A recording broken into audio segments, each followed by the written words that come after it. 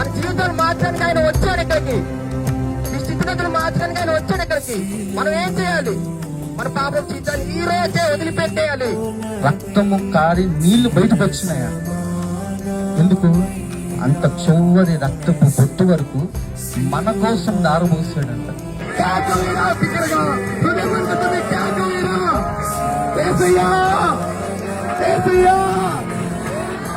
నా జీవితాన్ని, మా ప్రదేశాన్ని మీరు మార్చండి. ఊరికి వచ్చారనుకున్నారు, ఇక్కడ కాదు. నిన్ను చేసిన సృష్టికర్త ఇక్కడికి మిమ్మల్ని తీసుకొచ్చారు. ప్రతి చీకటి ఇక్కడ నుంచి వెళ్ళిపోతుంది. యేసయ్యా అని నజరేయుడు మీ యేసునామం ప్రకటించగానే